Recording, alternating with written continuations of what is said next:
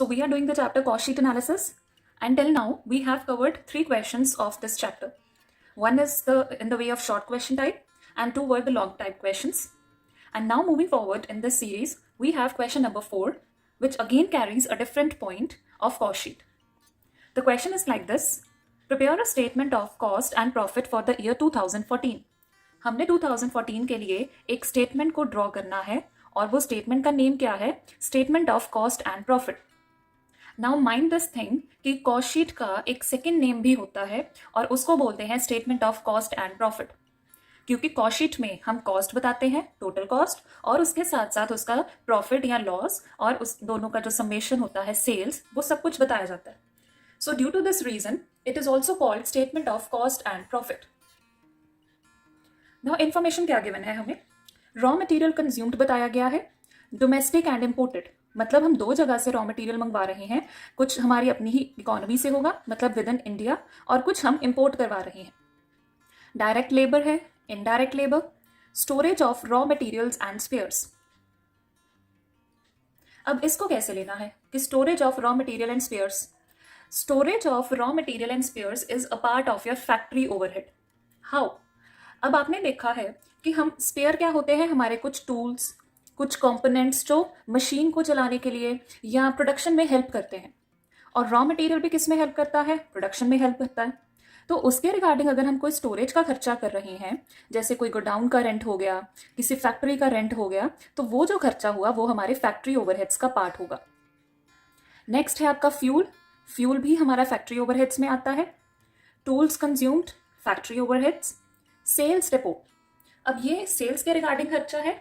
That means जो भी खर्चा सेल्स के रिगार्डिंग होता है और वो डायरेक्ट नेचर का नहीं होगा तो वो किस कैटेगरी में आएगा? सेल्स ओवरहेड्स में. सेलिंग एंड डिस्ट्रीब्यूशन ओवरहेड्स में हम वो खर्चा डालते हैं. नेक्स्ट आता है डेप्रिसिएशन ऑफ प्लांट.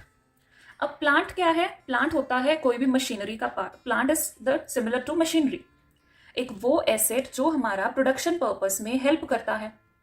अब हमने किया था कि प्लांट के ऊपर डेप्रिसिएशन अगर होगी तो वो फैक्ट्री ओवरहेड्स का पार्ट होती है. It is not the part of your office expense. Office में प्लांट एंड मशीनरी नहीं रखी जाती. ऑफिस में तो फैक्स मशीन हो गया या कोई कंप्यूटर हो गया, कोई पीसी हो गया, वो रखा जाता है. बट जो प्लांट एंड मशीनरी है वो प्रोडक्शन का काम करती है. That's why it is a part of your factory overheads. उसके ऊपर कोई भी डेप्रिसिएशन लगेगा वो फैक्ट्री ओवरहेड्स का ही पार्ट होगा. Salaries of work personal. अब आपने सैलरी पे की है, बट आपने सैलरी किसको पे की है? वर्क पर्सनल को. Now work personal again work के रिगार्डिंग खर्चा है, मतलब वर्क ओवरहेड है. तो वर्क पर्सनल को अगर आप कोई भी सैलरी पे कर रहे हो तो वो आपकी जाएगी टू योर फैक्ट्री ओवरहेड्स और your work overheads. Then next expense बोला गया है एक्साइज ड्यूटी का. अब एक्साइज ड्यूटी का खर्चा क्या होता है? एक्साइज ड्यूटी का खर्चा तब लगाया जाता है जब हम कोई भी इंपोर्ट के थ्रू कोई सामान मंगवाते हैं. हमने देखा कि हमने रॉ मटेरियल इंपोर्ट करवाया. इवन एक्साइज ड्यूटी कभी भी आपकी किसी भी केस में आएगी तो आप क्या करोगे? उसको फैक्ट्री ओवरहेड्स में पोस्ट करोगे. अगर मुझे बताया जाता कि ये एक्साइज ड्यूटी सिर्फ और सिर्फ रिगार्डिंग रॉ मटेरियल है, आई एम रिपीटिंग, अगर ये एक्साइज ड्यूटी आपको बताया जाता कि ये सिर्फ और सिर्फ रिगार्डिंग रॉ मटेरियल है, फिर तो हम इसको कहां पर पोस्ट करते? रॉ मटेरियल कंज्यूम्ड में. बट यहां पर हमें नहीं बताया गया कि एक्साइज ड्यूटी आपने किस चीज को इंपोर्ट करवाने के लिए यूज की है. तो हम इसको फैक्ट्री ओवरहेड्स का पार्ट मानकर फैक्ट्री कॉस्ट को कैलकुलेट करने में ऐड कर देंगे. एक्साइज ड्यूटी का पॉइंट मैं फिर से रिपीट कर रही हूं क्योंकि इस क्वेश्चन में क्या है, काफी ऐसे एक्सपेंसेस हैं जिनका नेचर आपको क्लियर होना बहुत जरूरी है. एक्साइज ड्यूटी नॉर्मली क्या होता है? एक ऐसा खर्चा जो हम कभी भी कोई इंपोर्ट करवाते हैं तो उसके ऊपर लगता है.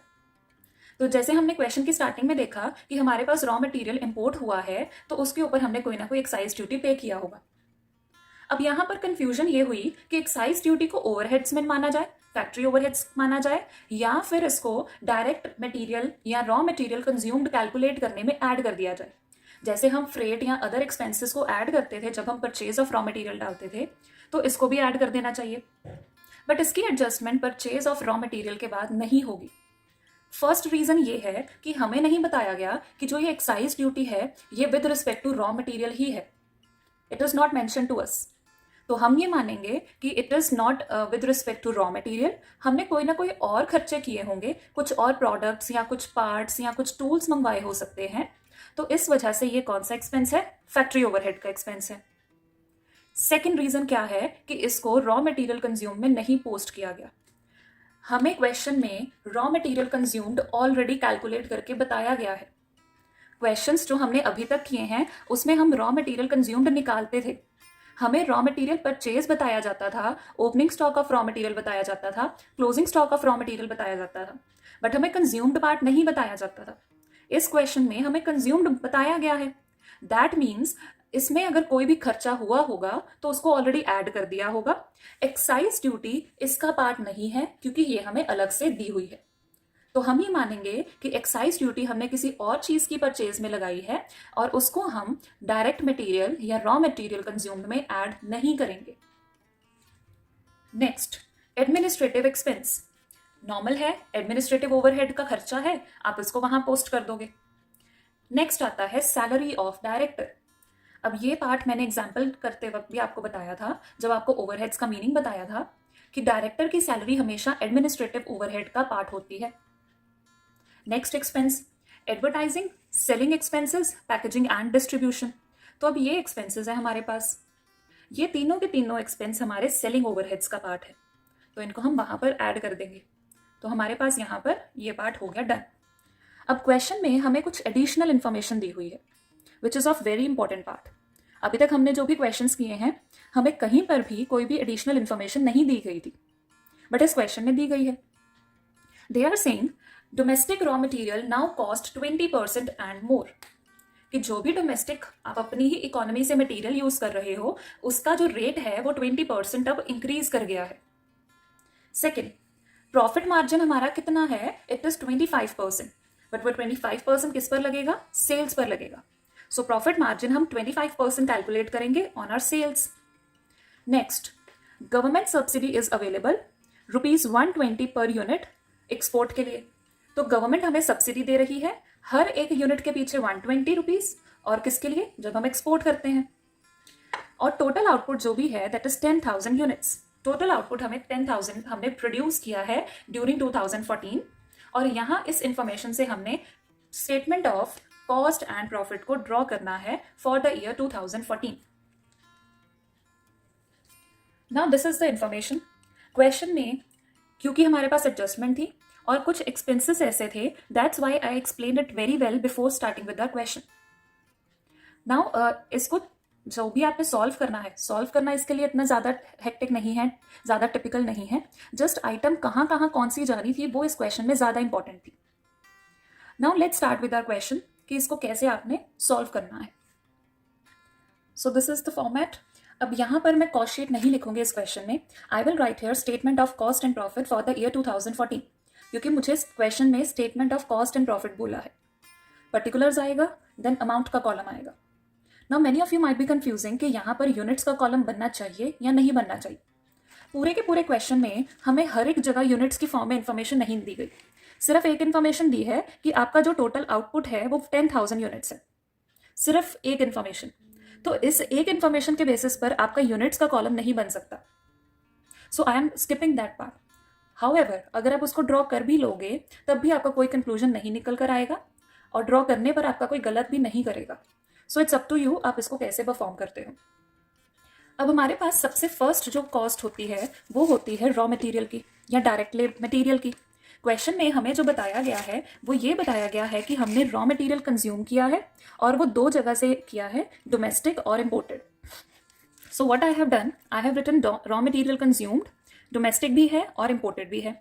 डोमेस्टिक की अगर मैं अमाउंट चेक करूं वो दी गई है 5 लाख, और इम्पोर्टेड की अमाउंट है 1 lakh. So firstly let's write here 5 lakh and 1 lakh. यहां पर मुझे एक एडजस्टमेंट बता दी। फर्स्ट एडजस्टमेंट थी domestic raw material now cost 20% मोर। मतलब जो डोमेस्टिक रॉ मटेरियल है जो 5 लाख था, अब उसकी कॉस्ट 20% से इंक्रीज कर जाएगी। तो ये 20% किसका होगा? 5 लाख का ही 20%। तो अगर हम 5 लाख के ऊपर 20% निकालें तो वो हो जाएगा आपका 1 lakh. So 5 lakh plus 1 lakh is equal to 6 lakhs. I am repeating, हमें बोला गया है कि डोमेस्टिक रॉ मटेरियल की कॉस्ट 20% से इंक्रीज हो जाएगी. तो कभी भी आपको किसी भी कंपोनेंट की कॉस्ट को इंक्रीज करने के लिए अगर बोला गया है या डिक्रीज करने के लिए बोला गया है तो आप उसकी एडजस्टमेंट अपनी कॉस्ट शीट में या statement of cost and profit में करोगे. इसमें हमें बोला गया था कि वो 20% इंक्रीज की है. किसका इंक्रीज होगा? 5 lakhs का ही. तो दैट विल बिकम 6 lakh. और ये 1 lakh एज इट इज का एज इट इज ही रहेगा. इसमें हमें कोई चेंज नहीं बोला. तो टोटल जो हमारे पास मटेरियल आ गया है वो आ चुका है 7 lakhs. अब जो नेक्स्ट कंपोनेंट होगा वो होगा हमारा direct labour and direct expense. Check कर लेते हैं कि कौन कौन सी इंफॉर्मेशन हमें क्वेश्चन में गिवन है. So in question we are given direct labour. और कहीं पर भी जब हमने क्वेश्चन डिस्कस किया था तो कोई भी डायरेक्ट एक्सपेंस नहीं बताया गया था. दैट मीन्स इस क्वेश्चन में कोई भी डायरेक्ट एक्सपेंस की इन्फॉर्मेशन ना होने के कारण हम प्राइम कॉस्ट तो कैलकुलेट करेंगे बट प्राइम कॉस्ट में सिर्फ और सिर्फ रॉ मटेरियल और डायरेक्ट लेबर को ऐड करेंगे. कोई भी डायरेक्ट एक्सपेंस इस क्वेश्चन में नहीं होगा. तो डायरेक्ट लेबर ऐड कर लेते हैं. Direct labour is here 5 lakh और उसके एडिशन पर हमारे पास आ जाएगा prime cost. Now you all have to do one thing. Pause the video over here और आपको अब यहाँ पर सीधे का सीधा क्वेश्चन लेकर जाना है टू द एडमिनिस्ट्रेटिव ओवरहेड्स और आपको उसको ऐड करके एडमिनिस्ट्रेटिव कॉस्ट या फिर कॉस्ट ऑफ प्रोडक्शन कैलकुलेट करनी है. अपने आप सॉल्व करो then on the video and check कि आपने अभी तक जो भी समझा है वो करेक्ट है या नहीं है. So here I have calculated the total cost of production as ₹20 lakhs. अब ये कैसे आया? हमने निकाला था कि हमारे पास रॉ मटेरियल कंज्यूम्ड आ गया है 7 lakh. डायरेक्ट लेबर हमें गिवन थी 5 lakhs की. तो दोनों को ऐड करके आ गया प्राइम कॉस्ट. प्राइम कॉस्ट में हमने ऐड करना होता है फैक्ट्री ओवरहेड्स को. अब फैक्ट्री ओवरहेड्स हमें यहाँ पर एक काफ़ी बड़ी डिटेल दी गई थी. जब भी आपको क्वेश्चन में डिफरेंट कंपोनेंट्स बताए जाएंगे फैक्ट्री ओवरहेड्स के, सेलिंग डिस्ट्रीब्यूशन ओवरहेड्स के या एडमिनिस्ट्रेटिव ओवरहेड्स के, आपको हर एक आइटम को सेपरेटली लिखना है. If you do not mention those items in your cost sheet और statement of cost and profit, your marks can get deducted. सबसे पहला कंपोनेंट था इनडायरेक्ट लेबर. अब जब भी आपको इनडायरेक्ट लेबर दी गई होगी आप हमेशा यही एज्यूम करोगे कि वो आपका फैक्ट्री ओवरहेड का खर्चा है. Storage of raw material and spheres मैंने आपको पहले ही बता दिया. किसी भी गोडाउन का स्टोरेज का खर्चा है, वेयर हाउस का खर्चा है, तो वो कहाँ पर आएगा? फैक्ट्री ओवरहेड में. अगर मुझे यहाँ पर रॉ मटेरियल और स्पेयर्स के बारे में ना बताया होता और मुझे बोला जाता कि स्टोरेज तो है, स्टोरेज ऑफ फिनिश्ड प्रोडक्ट है, तो फिर मैं उसको मानती कि वो मेरा सेलिंग ओवरहेड है. क्योंकि फिनिश गुड्स की स्टोरेज की खर्चे को हम सेलिंग का पार्ट मानते हैं. जिन्होंने सेल करना होता है वो उनको वेयर हाउस में स्टोर करते हैं, तो वो सेलिंग का खर्चा हो जाता है. बट ये रॉ मटेरियल और स्पेयर पार्ट्स को हमने स्टोर किया था, इस वजह से ये फैक्ट्री ओवरहेड का खर्चा हो गया. Then fuel, tools consumed. Tools होते हैं कई बार नट्स, बोल्ट्स, नेल्स, ऑयल, ये सारी चीज़ों को यूज़ करना. ये मशीन को चलाने के लिए ज़रूरी है. मशीन किसका पार्ट है? फैक्ट्री का पार्ट है, तो factory overhead. Salaries of works personal, excise duty मैंने ऑलरेडी डिस्कस कर दिया. तो इन सभी को ऐड किया तो टोटल आ गया 6 lakh. जब 12 lakhs में आपने 6 lakh को ऐड किया you get a total cost of works cost 18 lakhs. अब हमने ऐड करना था इसमें एडमिनिस्ट्रेटिव ओवरहेड्स को. हमें दो गिवन थे, administrative expenses, salary of director 2 lakhs. So 18 + 2 is 20 lakhs और ये आ गई है आपकी टोटल कॉस्ट ऑफ प्रोडक्शन. अब हम इसमें ऐड करेंगे अपने सेलिंग एंड डिस्ट्रीब्यूशन ओवरहेड्स को और उसके बाद निकालेंगे टोटल कॉस्ट ऑफ सेल और total cost. Now it is up to you how you want to calculate. Pause the video, solve it and then resume with the video so as to check कि आपको अब तक कितने concepts clear हो चुके हैं. I will explain but अभी के लिए आप खुद सॉल्व करो. So here is the amount of total cost और cost of sale 24 lakhs. Selling distribution overheads हैं हमारे पास, sales depot, advertising, selling expenses, packaging and distribution. 4 lakh के एक्सपेंस थे. कॉस्ट ऑफ प्रोडक्शन हमारी 20 lakhs थी, तो टोटल हो गया हमारा 24 lakhs. So this is all done. अब हमने निकालना है अपना बाकी का पार्ट. हमें क्वेश्चन में कुछ ना कुछ इन्फॉर्मेशन गिवन थी, एडिशनल इन्फॉर्मेशन, कि हमारे पास जो प्रॉफिट मार्जिन है वो 25% है. गवर्नमेंट हमें सब्सिडी दे रही है 120 पर यूनिट. टोटल आउटपुट हमारा 10,000 यूनिट है. इसके अलावा एक और इन्फॉर्मेशन गिवन है कि हमने क्या कैलकुलेट करना है, कोटेशन प्राइस. तो अब हमने इन तीनों की तीनों इन्फॉर्मेशंस को यूज़ करके अपना फाइनल आंसर कंक्लूड करना है. टोटल कॉस्ट हमें गिवन है, प्रॉफिट मार्जिन हमने 25% लगाना है. So let's add here plus profit ये हमें गिवन है 25%, बट 25% किसका गिवन है? सेल्स का गिवन है। सेल वाली फिगर तो है ही नहीं हमारे पास। सेल्स कैसे आएगा? Total cost plus profit, that will give us sale. So here we will change the basis of profit. 25% on sale का मतलब क्या होता है? 20% on cost. I am repeating, 25% on sale means 20% on cost. तो हम यहाँ पर डायरेक्टली 24 lakhs का 20% अप्लाई कर देंगे.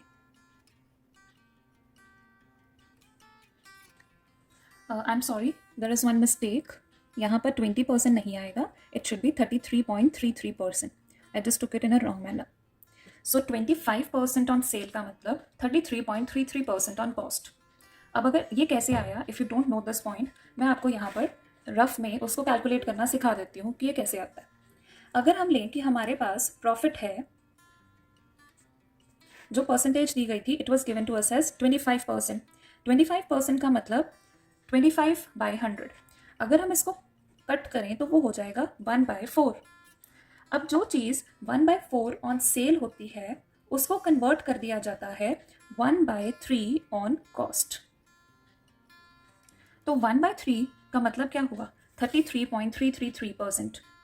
तो मैं जब 33.33% को 24 lakhs पर अप्लाई करूंगी, what I will get the amount of profit as 8 lakh.